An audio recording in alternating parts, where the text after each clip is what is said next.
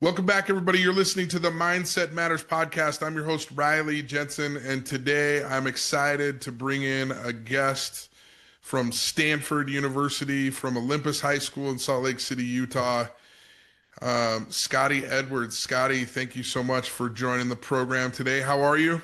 I'm good, Riley. Appreciate you having me.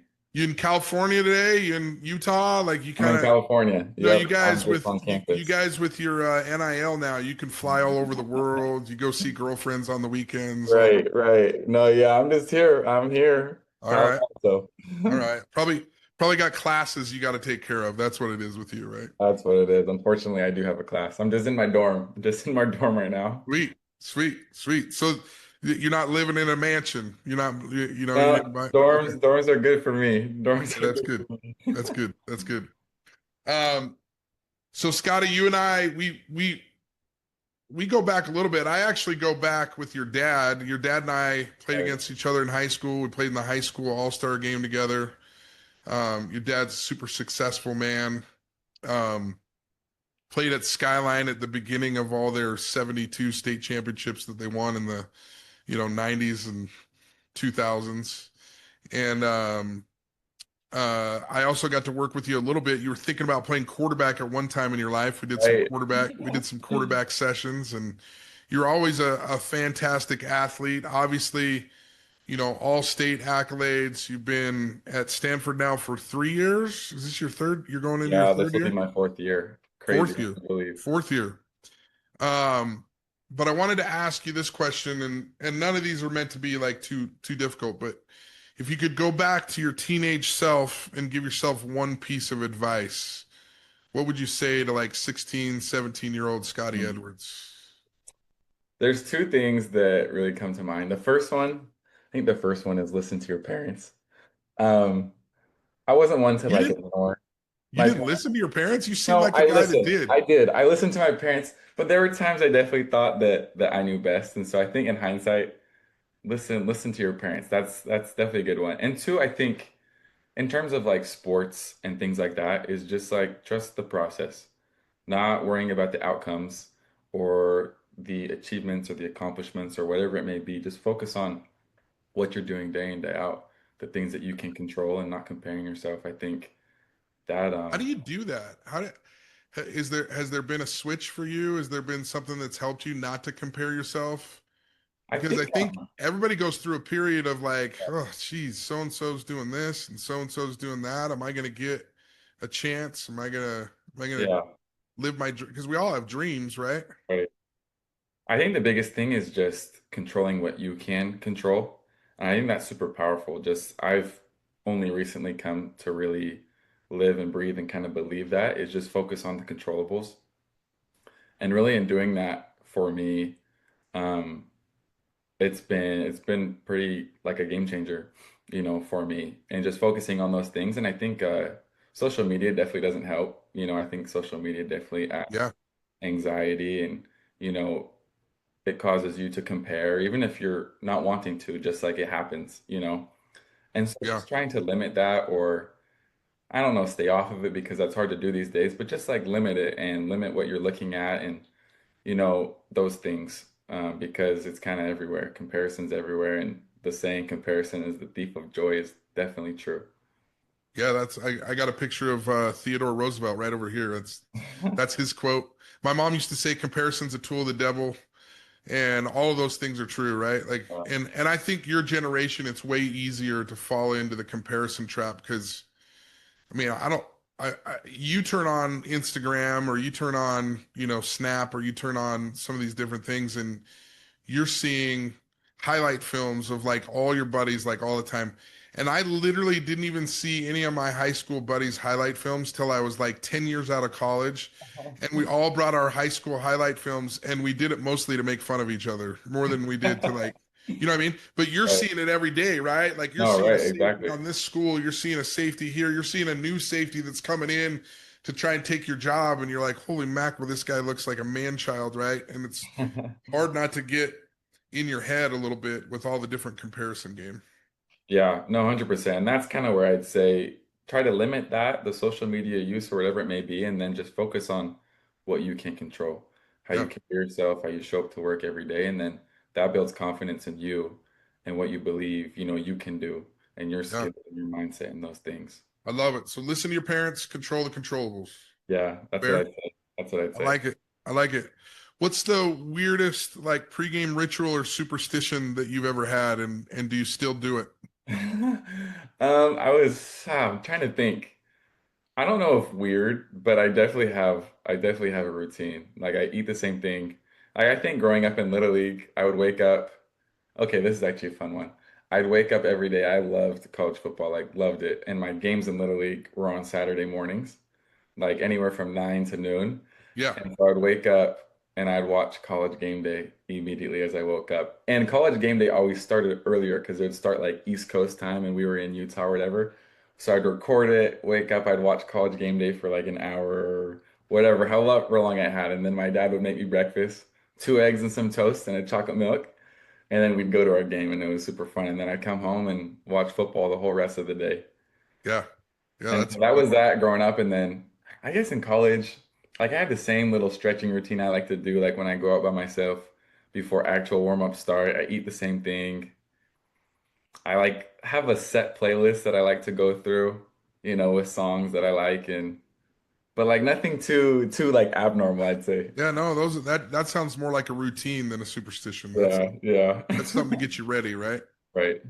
Yeah, me and Jack, my son, we race home to watch your games. We race home to watch Jackson Dart play. We race home to watch Crew Wakely play. Some of these guys that I've run into over the Yeah. over time um that he's been able to be introduced in. So he's like, oh, when does BYU, when, when does Stanford play? When does That's cool. so when is all in the past it was Ole Miss. I guess that'll be on Sundays now. Yeah, right, Might not, exactly. and so that's fun. Um, in your toughest mental slump, what was one thought or one person or maybe even a few people that like pulled you out of it? Mm. My most difficult mental slump. So I served a mission for the LDS Church, and I Hmm. got back in 2022. So I graduated high school, went on my mission, and then got back that summer. I was home for like 2 weeks, and then came straight into summer conditioning, and then fall camp, and then season. And my mission was amazing. I loved it so much, and it was honestly the greatest experience of my life. Just learned a ton about so many different things. But then coming back and playing football was definitely a challenge just because when you're out there, you're serving the Lord and that's your main focus. And so I wasn't able to work out and train really like how I wanted to. And so coming back and then even too trying to learn a different position. I played safety a little in high school, but mainly offense. And so I was really trying to learn how to play safety and then trying to get myself in shape. And I felt like I lost some athleticism there and some fast twitch and whatever it may be. Yeah, And then on top of that, I'm just surrounded by the best athletes that I've ever been around before. And uh, so, yeah, coming back to that comparison thing, like it was definitely difficult. And I was trying to do everything right. And then I felt like I was doing nothing right. And so it was definitely like a test of my patience. And, I was frustrated a lot. And I'm trying to think, just something that really helped me or people. My parents were definitely like my biggest cheerleaders and just like supportive, which I'm so grateful for. Super, super grateful for. But maybe a thought. My dad and I are super close. A big reason why I play football is because of my dad, and it's given us a lot to bond over, which is yeah. super cool in our relationship. He played at Skyline, like you mentioned, and he shares a story. I think it was his sophomore year, but he was like third or fourth string linebacker in practice, and they did the Oklahoma drill or whatever it was back then. And Not a fun drill, by the way. not a fun. First, I actually liked it growing up. I loved it. I loved it. No, But I just mean you're going to take a hit. You're yeah, either going to exactly, give a hit or exactly. take a hit. Oh They, yeah, they you don't got it. they don't You let us got do that it. anymore as a coach. So Exactly. But yeah, he was like third or fourth string linebacker. They threw him in against like the ones, and he gets in there and he stuffs the run. And the coaches kind of, looked at each other like that must have been a fluke. So like they ran the drill back and they ran it again, and then he stuffed it. He stuffed it again. And from then, like he played and he was who he was, which was so cool. And so that example to me has always just been like take practice so seriously because your time. You never know when it's going to come, when the opportunity is going to come where Mhm. you're going to make a difference or, get a coach's attention or whatnot. And so coming back from my mission, I was like, I'm just going to try to do everything I can at practice just to set myself up. And so I just tried my best to work my tail off. I was on defensive scout team, and that was great because there was really no expectations other than effort from coaches. Like we weren't expected to beat the starting offense. And so just like giving my best effort and going against the ones every day in practice, it grew my confidence a lot because I was like, oh, like I can actually play with these guys who are playing on Saturdays. Yeah, Um, and then also it was just awesome for me. I was able to make mistakes and then grow from those things. And so really yeah, helped me build my confidence in myself, my abilities, and really ultimately just like develop as a player. that's cool. So, couple things that I heard from you that I think is kind of cool is, and I tell this to like every player that's going to play college sports, period, is usually the first practice in college is one of the most humbling days of your life, Oh right? yeah. there's so 100%. there's so many good athletes, and Oh my word. man, people are going all over the place. And then how powerful is that relationship with your father to Yeah. to pull you out of something like this, and then being able to like really just kind of focus on like the day to day and realizing that it's play by play, and you're building your own cathedral, if you will. Yeah. I just love that thought process because, you know, me and some other sports psychology consultants that I know, we use the phrase little by little, a little becomes a lot. And you just keep like stacking wins and stacking wins and stacking wins. But, if everybody could just be like hyper focused on just getting a little bit better every day, I think that would be pretty amazing. Yeah. Um, and just you know i think I think the coolest award that I ever got, so I played 2 years at a junior college, then I signed with BYU, and then I transferred to Utah State, and I had to sit out a year, so I played on the scout team for a year like you're talking Mhm. about. Yeah. And my favorite award that I've ever gotten is Scout Team Player of the Year. um and because I couldn't play, and what it meant to me was is that I loved my teammates and I loved the process enough to give like full effort every day, even though I wasn't going to get rewarded for it on Saturday, even though I wasn't going to get rewarded for it. Now I did get rewarded for it long term, but that trophy means a lot to me because that was a year that was frustrating. I had to sit out. I had to be picked on like a scout team player Right. sometimes, and you know, anybody that's played scout team before knows that's not an easy place to be Yeah, sometimes. not at all. Not at all. Yeah. So it feels good when you're on the other side. Yeah. Definitely. Um, if you weren't an athlete with a completely different career, what would you be crushing right now? What would you be doing? Hmm. It's a good question. I like to say I'd be just a ski bum, just go skiing and whatever. Ski or Um, snowboard? Are you a skier or I'm a a snow? skier. I Okay. snowboarded a little bit when I was little, but You're I'm a little bit you're I'm a a little bit skier. snotty. You're a little snotty. You're Oh, like is it? Is you're it? the No, Deer no, no. Valley crowd. You're the No, no, no, no, you're no, the no. we don't No, no, no, no. I'm a snowboard guy.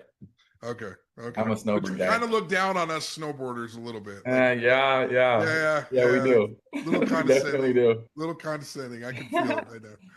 But like actually, I recently switched my major to product design just within the Mhm. last year or so. And so a designer of some sort.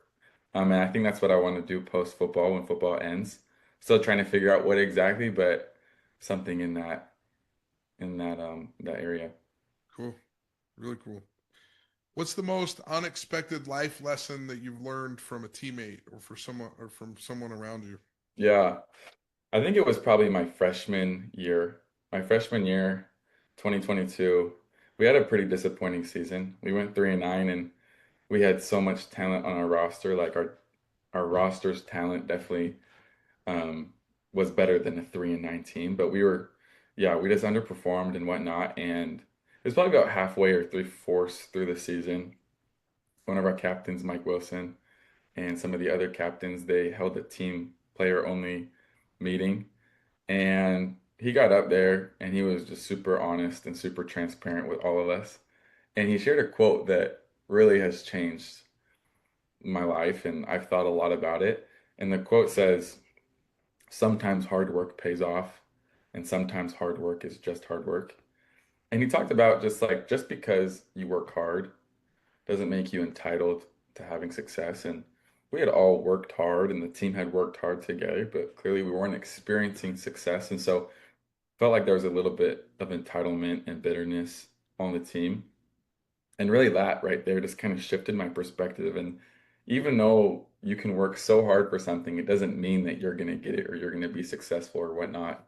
And so I think it just comes back to the grind and enjoying and loving the process and just controlling the things that you can control because success isn't given, it is earned, but you're not entitled to it. Ah, that's interesting.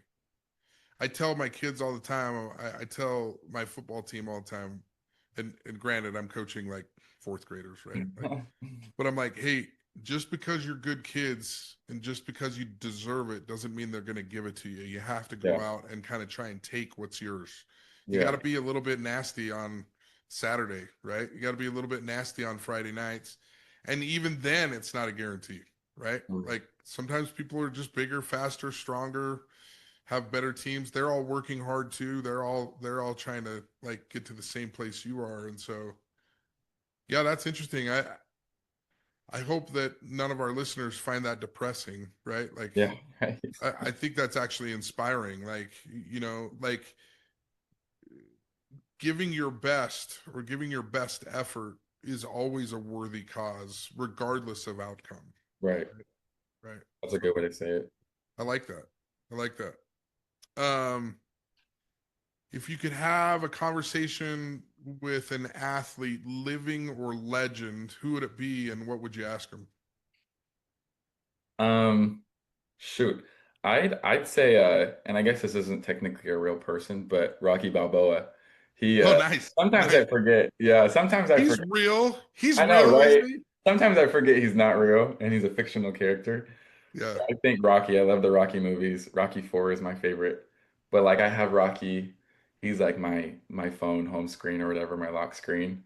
Yeah. And I've always just like been super drawn to him because he's like not the strongest, not the most talented, not the not the most whatever, but he just is a grinder and a worker. And the biggest thing for me is like he just doesn't give up regardless of who he's facing. And I just love that. And I think that's so and should be so applicable to life. Just don't and refuse to give up. And Yeah. so I don't even know if I'd ask him a question, but just like want to follow him around for the day, be a fly on the wall and just observe, see what he's doing, see how he's training, see, how he carries himself, how he treats other people. And I think that would be super interesting. And I love You it.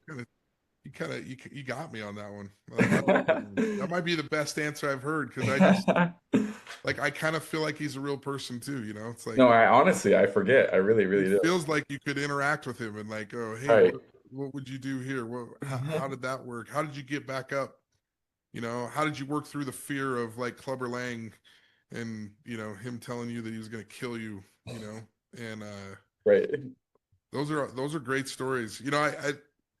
I think Jack was like 6, and we literally watched like every Rocky up through like Apollo 2 or whatever. I can't remember. I can't remember which Apollo had come out, but we went through all of them. And by like Rocky 4, my son's up on the bed, jumping up and down and like Oh yeah. punching the air. And like, there's just something about that story that's like really good for the human spirit, right? Like, in some ways, we all feel like the underdog. We all feel like the Right. person that's like trying to get back up from adversity. And so, I think it's definitely relatable. Like you said, so relatable. we all see ourselves in Rocky. Yeah, I love it. I love it. What's one thing that fans would be shocked with the behind the scenes of a Division 1 football player? Like what's one thing that's different than you thought, or what's Yeah. one thing that you think that people listening to this podcast would think is different? Yeah, I'm trying to think like something that shocked me. I knew playing college sports and playing college football was a lot of work, like I just assumed. But I was still a little bit shocked when I got here, just like how much time between meetings and practice and recovery and nutrition and all these things that go into being a great athlete and a great football player. It just takes a lot of time, you know?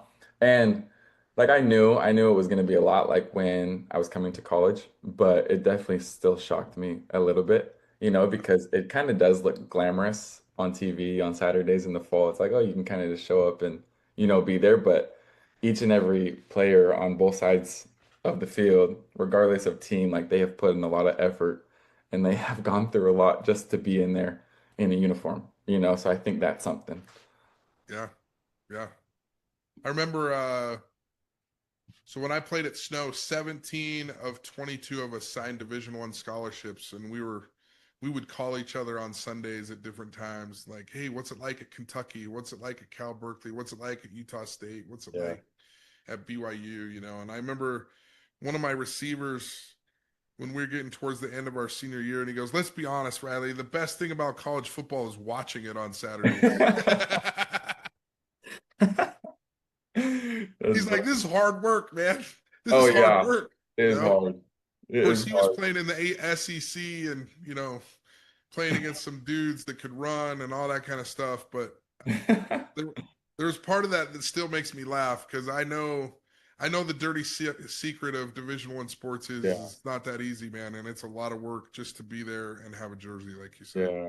No, Yeah. 100%. Um,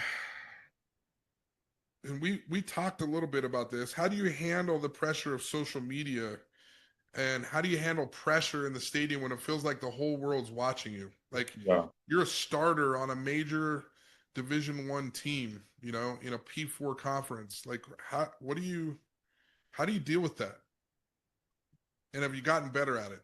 Yeah, that's definitely been something that I've, worked on and something that I'm still currently working on. I think one of them is just limiting how much I am on social media, and particularly going into the season. That's going to be a focus of mine is just trying to stay off and, really limit it because I don't know how much good is going to come out of, being on Instagram and seeing all these highlights or whatever. Um, and so I think that's one, just limiting the use and, trying to censor what you see and stuff like that. And then this is actually something that we've talked about before, just maybe the pressure of, being able to play and being out there, pressure from fans or coaches or expectations or whatnot. But just, focusing on the moment. You and I have talked about the importance of WIN or what's important now, and just trying to be in the moment and just like getting so hyper focused on what your assignment is, on what your technique is, versus, listening to the outside voices or noises that can kind of distract you from that. And so that's been something that I've been trying to implement. I implemented it during spring ball, summer, and then obviously like this year, that's going to be something that's going to be pretty important to me. Just that mantra, when, what's Yeah, important now, and just reminding myself of that question, asking it frequently, especially when I start to get distracted because it's inevitable, like that's going to happen. But just, yeah, quickly getting back into the moment as quickly as possible. yeah. I try and tell young kids all the time, like, hey, watch a college football game, watch a pro football game.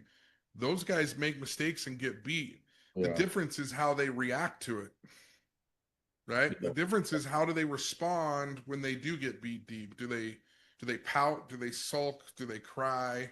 Or are they just right back to the next play and thinking about like what you said, what's important now? I love the other thing that I love, and you kind of hinted at this one too, is just assignment, alignment, technique. Like if you know what the play is, you know where to line up, and you know what technique you're going to use, like that's like 99% of the battle right there. And then there's a little bit of physicality in there, right? That you gotta make sure that you're executing. But man, like assignment, alignment, technique can really get you just like right into the moment and focused on the things that matter in that moment. Um, yeah, that's really cool. That's really cool. Yeah. If your life was a movie, and maybe we've talked about this too, what song would you play during your ultimate highlight reel? Like if we were making a movie of Right. Scotty Edwards, like Right. what's Right. the Right. is it a Rocky montage? Is it Hearts on It might Fire? be. Is it It, is it it might be. It might be. When I was in sixth or seventh grade, oh maybe even earlier than that. But like I put together, me and my dad, we put together a little highlight film. Yeah, We put the song "I'm a Boss" by Rick Ross. That was like the nice. song to it. And that's a song that I like to listen to before games too. It just like it's nostalgic for me and it's kind of fun. And so I'm gonna go with that one. I like it. I'm a Rick Ross. boss. Yeah, By Rick Ross. Rick Ross. I'm gonna have to ask Jack to play that for me. Yeah, yeah, I think you He like it. probably knows it. You probably will, but I think you Probably, like yeah. I'm a it. little too old school, you know. Yeah, so there's kids on my little league team. There's kids that listen to this podcast that are in junior high and even in elementary school. Obviously, for you to go to Stanford, you were good in the classroom. You were good athletically. Do you have any advice for 10-year-old Jack or for the kid out there that has big dreams? Yeah, I would say first off, chase them, chase those big dreams. And then two, just try to be great in every aspect of your life. And it's super difficult to do, but setting that goal to do so, I think is important because I know me, like when I was growing up, I just wanted to be a football player, a skier, a basketball player. Like that was my focus. And I had great parents and they kind of directed me like, oh, you got to do other things. Like you need to, be balanced, take school seriously. And my mom had us play piano and instruments in the house, which was really cool. And then I'd just say like whatever it is that you're doing, whether that's school or it is sports or it's church assignment or whatever, just like be the best and do the best at that you can. And so not just football or not just school, but like do it in all assets and areas in your life. That's what I would say. I like that. That reminds me, somehow what you said reminds me of the Abraham Lincoln quote. I think it's Abraham Lincoln, where he says, "Whatever you are, be a good one." Be a Right? good one. Yeah, Whatever you are, be a good one. And then the I like second quote that came to my head is from Dolly Parton, which is a really random pull in my that. head. I don't know why I'm pulling that out right now, but she says, "Find out who you are and do it on purpose." Yeah, You know, that's super so cool. those two quotes are really really good. Um, you mentioned your dad quite a bit. You mentioned your mom quite a bit, um, and how good and supportive they've been to you. For the parents that are listening to this podcast, what are some things that you think your parents did that were super empowering or really helpful to your career and to you developing into a college football player? Yeah, I think that's a good question. My parent, yeah, I can talk about my parents for a really long time because Well, go ahead. We got time. no, they truly have shaped me. They've truly shaped me into the person I am today, and I'm so grateful. I'm grateful for the relationships we have, and they are just amazing. And I felt like they had like the perfect combination of expectation and I don't want to say demand, but like love as well, and support. And they never pushed me. They would nudge me, but they wouldn't always push me harder than I wanted to be pushed and like would let me go at what I was willing to go. But also when I needed it, they'd give me the nudges that I needed, to get going. And it was just like this perfect balance that they found. And I don't know exactly how they do it. You might have to get them on here, but they were Yeah, really, really that good might be at a it. good idea. And I think ultimately it just like came down to how much they like genuinely loved me. They just wanted what's best for me and they wanted me to be happy. And like they were never gonna push me harder than I wanted to be pushed. Um, and it was super cool. And that's definitely something that I'm gonna take for when I, become a parent and a dad. And but yeah, they were amazing in this whole Yeah. process. Is there any quotes or any statements that your parents said to you a lot that like come up in your head when you're battling or when you're doing something? Is there anything that your dad's said to you a lot or your mom has said to you a lot that you're just like, oh, that's like Team Edwards like gospel? Yeah. I mean, something that I was always told just like growing up and within the house is like Edwards are tough, you know? And that was like definitely something that we talked about, my dad and I would talk about like Edwards, like that's just who we are, like we're tough. We're tough people.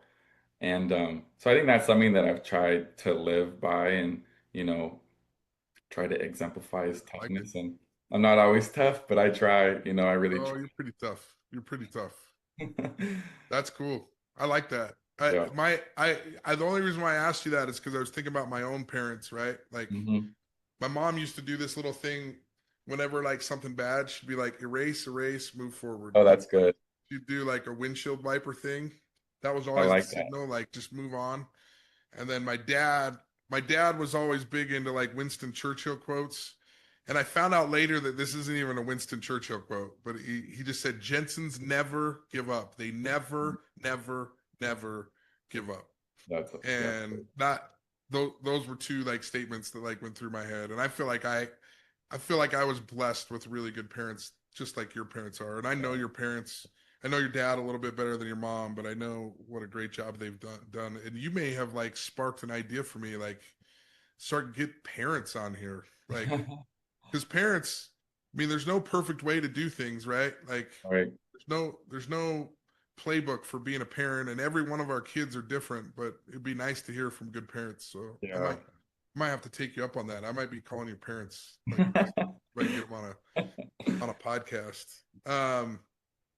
Anything else you've thought of, or anything else that you've thought while we've been talking today that you want to mention?